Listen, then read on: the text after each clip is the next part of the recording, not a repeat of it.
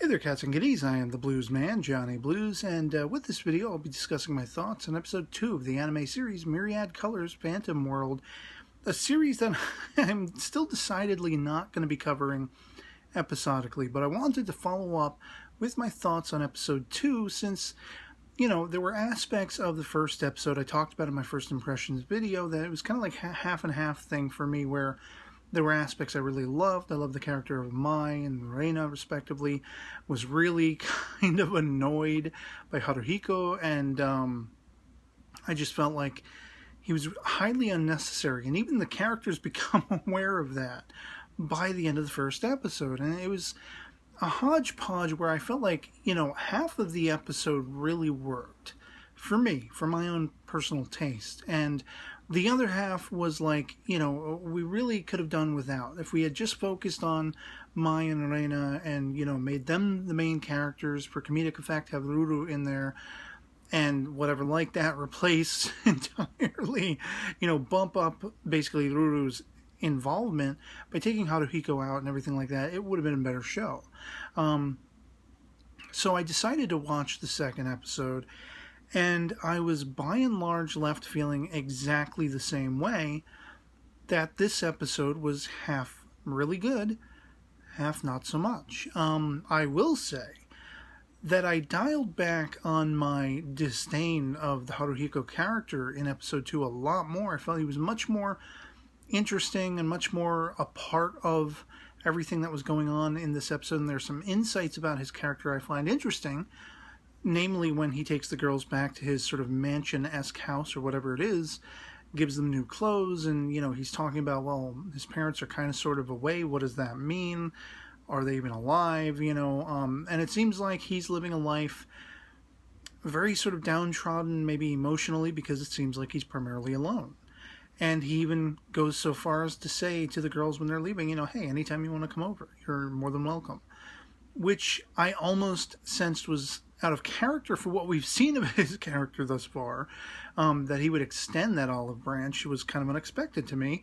But it speaks to that shot that follows where he's sitting back at the table. He's looking over the books. He's looking over the mess that was left behind. And there's this sense of him pining over being alone. So I think that's an interesting thing. I think he was much more interesting in the form and function of this second episode. But he also really irked me and borderline ticked me off something fierce.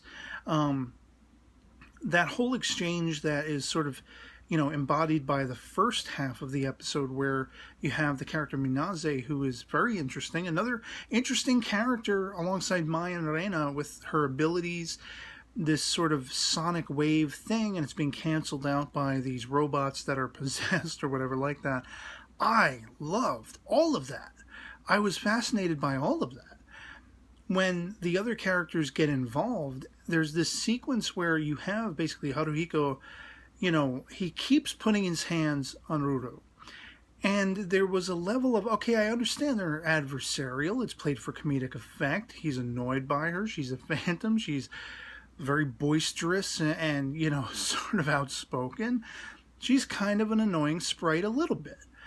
And there's a part of that I was like charmed by, like, oh, that's a cute relationship. This is kind of funny. And then at some point it was like, get your hands off her, mother trucker. I mean, it was starting to borderline abuse. He goes one too many times and physically grapples her and just like squeezes the life out of her. I don't care if she can't feel it. I don't care if we have these predominantly kick-ass female characters, these empowered female characters. I was really getting ticked off with how many times he kept going and grabbing Ruru and trying to dispatch her, trying to get her out of the way. I get it. It was supposed to be comedic. And at first, I'm laughing. As soon as he puts his hands on her, I don't care if she's a sprite. I don't care if she's a phantom. I don't care if she can't feel it. If she's like, her reactions to that are not physical pain and torment, but it's like the cartoony reaction. It's like, get your hands off. I don't know. I just really reacted to that severely.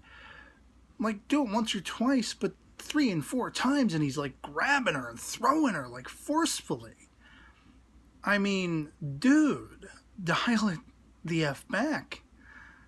So that stood out to me, like it was the turning point of the episode in a large part, because that whole sequence was coming to an end by that point, you know, subduing these possessed robots and all that kind of stuff. And of course we had Mai having to come in there, and we see, you know, a certain level of each of their skills playing a part.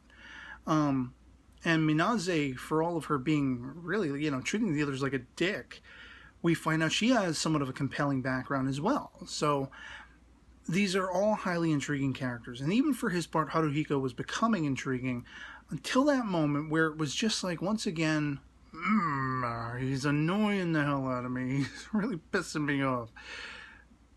Stop putting your hands on the girl. Fairy girl, phantom girl, or whatever. Don't touch her again. You know, I mean, it was abusive. And that shit doesn't sit well with me. Pardon my French. The second half of the episode, going to the, you know, girls' dorm and everything like that, of course I knew it was going to be played up for comedy, and it's very much the problems I was having with the first episode. It wasn't horrendous, and there were funny aspects to it, but again, the excessive one-note joke of throwing Haruhiko out the window and he's hitting his head and he's getting scratched up and everything like that. Oh, so they tied it in a little bit because he had blood. You know, he cut his finger open and he could summon this little Kid Icarus-looking dog, which was all kinds of adorable. It was funny. It made me laugh. But I could have almost done entirely without that whole super sleuthy spying UFO thing, trying to get the hot and heavies, you know, in picture format of these girls as they're scantily clad and everything. Like, it felt like typical sort of anime tropes that you run into, but it was really mishandled to the point where it was just annoying. It wasn't funny anymore. It was just kind of annoying. And of course we see how ineffectual Haruhiko is once again. You know, I don't feel as much as I did after the end of the first episode where, like, cut him out entirely. I see there might be some potential depth to his character, but again, I was really irked by him laying hands on Ruru. I was really irked by this just unabashedly repetitive one-note joke of throwing him out the window. And, you know, I mean, then you have Minaze show up toward the end and it's like, oh, well, I'm just going to be a dick again. You guys all suck. I just came here to say that. Obviously, she thought they had skill, and she was impressed by them, and maybe there was some level of, which is what they're trying to do, they're trying to, you know, pull her into the team and have her align herself with them and everything, impress upon her that she can be part of a group and whatever. So, like, I want to see that. That's interesting to me, because the main female leads of this show, and that includes Ruru herself, all of them are really intriguing, have really intriguing abilities. So far, the world building of these phantoms and, you know, the idea of even machinery and even, you know, physical things can become possessed. Like, that is all massively, mind-bogglingly awesome, seeming to me. But then it's bogged so much down with characters doing unfathomable, unlikable things that just stresses my tolerance. Or the joke is just, it's not funny, and it's like you're getting banged over the head with the joke repetitively, and if you didn't laugh the first time, I'm not going to laugh the fifth time, you know. So, I mean, this is why I say I don't want to necessarily pick this up for episodic coverage, because they're doing some interesting things. And I'll probably still watch it for that to a point. But, like, if this continues where it's like a 50-50 thing, like half the episode's good, half is not, for my own personal tastes, why bother? You know? So, yeah, I'm actually surprised to say I enjoyed maybe a little bit more than 50% of this episode than the previous. Again, calling back on the first episode, the thing I loved the most was that whole, you know, limbo dance thing. And seeing Mai kicking all kinds of ass, and, like, Still not quite sure why she's rubbing all up on herself and how that, you know, sort of puts her in the Zen mode of achieving her powers and everything. And I thought it was interesting, the whole idea of paroles basically being these, you know, chants that they create to make their powers more effective. In the case of Haruhiko, you know, now that he knows he doesn't necessarily have to keep up the weight of, you know, dashing these phantom creatures. You have Reina who can do that, who can suck them into oblivion. He wants to more focus on summoning creatures that can benefit them. And, you know, I mean, it was funny that he pulled out this little Kid Icarus looking dog, instead of this big grand dragon that he was trying to summon. So I got a chuckle out of that. But I mean, is that going to be the repetitive joke from here on? That he keeps messing up, you know, like, and being a dick to this little fairy girl. I don't care if he's annoyed. Hands off. You know, no means no, sir. Whatever like that. I mean, that's what I was left with by the end of this second episode. I'm not ready to call it quits. Still interested enough. Still really dig the characters. I mean, the characters. Apart from Haruhiko, you know, my favorite character in the show. Ruru, kind of, you know, I guess you could say kind of second favorite character.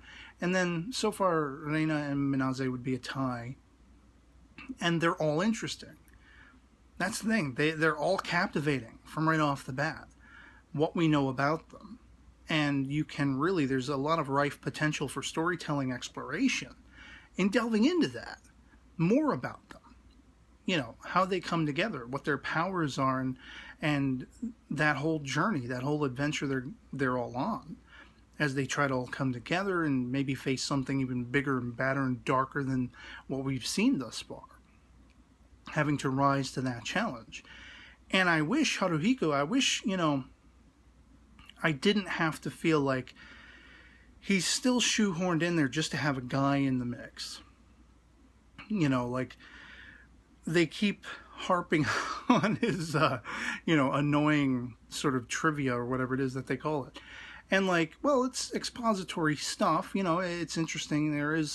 I found it less annoying in this episode, I will say, as he's talking about the paroles and all these kinds of things. And I mean, you know, but then when they cut him off, sort of brutally cut him off, it's like, it's just, again, pinioning that whole concept of we don't really need him. You got Uru there. She could be the one voicing all of this. I don't necessarily mind a show where it's all female leads. We don't even necessarily need a guy in the mix. We can have a Valkyrie-esque show where it's hardcore badass chicks. And we don't need this juvenile comedy with the, you know, they have to strip down and all that stuff, running around in towels, having the pictures, the salacious pictures being taken and everything like that. It just felt like it wasn't on par with the bar-raising aspect of possessed robots and machinery and the sound wave canceling out the other sound wave and all this kind of stuff, which was gripping to me. So that's where I'm left with episode 2 of Myriad Colors Phantom World. I'd love to hear from you guys in the comments below if you're having the same kind of issues I am with it. If not, why not? Let me know in the comments below. If you love it unabashedly, if it's doing everything right for you, just love having that conversation. And so otherwise, that'll be pretty much it for me on this. Hope this video finds you well, and I'll catch you all later. Peace.